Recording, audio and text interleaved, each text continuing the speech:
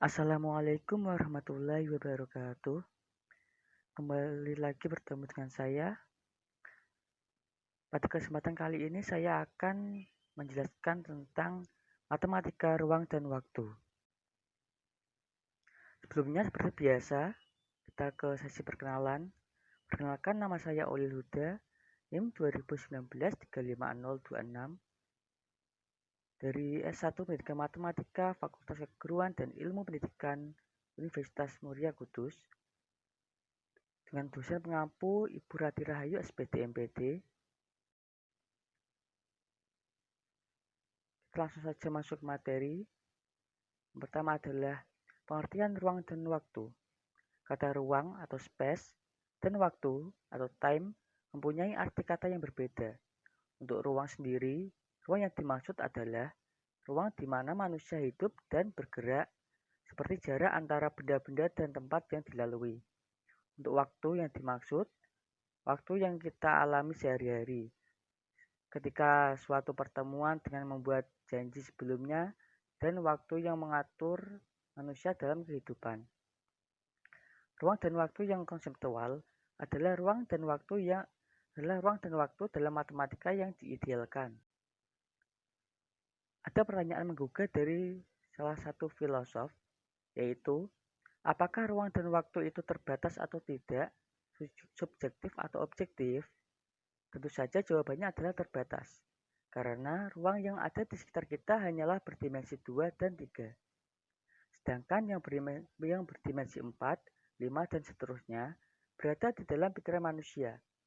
Maka dari itu, di dalam alam semesta, kita tidak menemukan ruang yang berdimensi 4 dan seterusnya kecuali dalam akal pikiran semata. Kemudian, waktu juga terbatas karena waktu dalam satu hari hanya diberi 24 jam, tidak kurang dan tidak lebih. Pentingnya pengertian ruang dan waktu juga dapat disadari dari sudut pandang hakikat materi. Ruang dan waktu dapat dipandang sebagai koordinat yang kita pergunakan untuk menentukan letak kejadian-kejadian yang kita ketahui. Dalam ruang terdapat titik-titik tak terhitung jumlahnya. Titik dapat dikatakan sebagai objek tak berdimensi atau berdimensi nol. Titik-titik yang berkumpul memanjang membentuk garis dan objek satu dimensi. Garis yang menyapu ke samping membentuk permukaan atau bidang objek berdimensi 2. Permukaan yang menyapu ke samping membentuk volume atau ruang 3 dimensi. Para ilmuwan matematika mengembangkan konsep ruang abstrak berdimensi n yang lebih dari 3. Kemudian, menurut perspektif ruang abstrak berdimensi n, maka garis dapat disebut sebagai dimensi 1, bidang adalah ruang berdimensi 2, dan seterusnya. Dalam perspektif ini, ruang dan waktu dapat digabung dengan ruang berdimensi 4. Pada zaman Yunani kuno, bagian-bagian ruang dipelajari oleh ilmuwan secara mendalam dalam bidang geometri dan ilmu ukur. Puncak perkembangannya dengan penemuan yang dilakukan oleh Euclides. Dalam uraian Euclides, pengertian ruang adalah seperti yang nampak dalam kehidupan sehari-hari dengan 3 dimensi beserta bidang yang 2 dimensi. Ruang yang demikian kini disebut Euclidean space atau ruang Euclides. Pada abad ke-19, terjadilah penambahan terhadap pengertian ruang Euclides.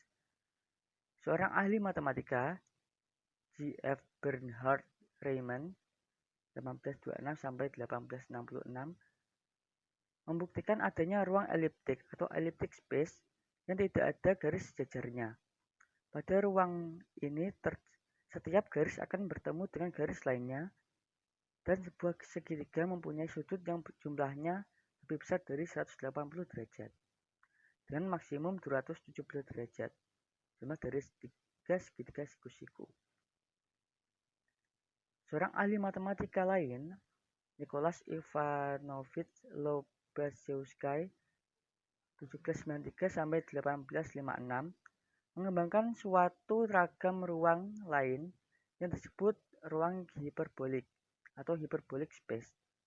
Pada ruang ini, dari sebuah titik dapat ditarik lebih daripada satu garis jajar, sedangkan ketiganya mempunyai sudut yang jumlahnya kurang daripada 180 derajat.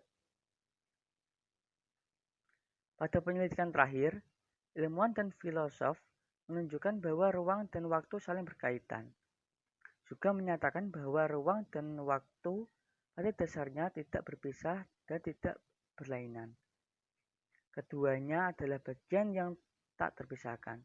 Kadang-kadang, waktu dinamakan dimensi keempat dari ruang. Hal tersebut nampaknya sangat sederhana, sampai kita diberi keterangan bahwa 4 dimensi tersebut dapat saling berganti. Sehingga apa yang dinamakan waktu untuk seseorang dapat menjadi jarak tempat bagi orang lain. Terima kasih. Cukup sekian penjelasan dari saya. Kurang lebihnya mohon maaf. Assalamualaikum warahmatullahi wabarakatuh.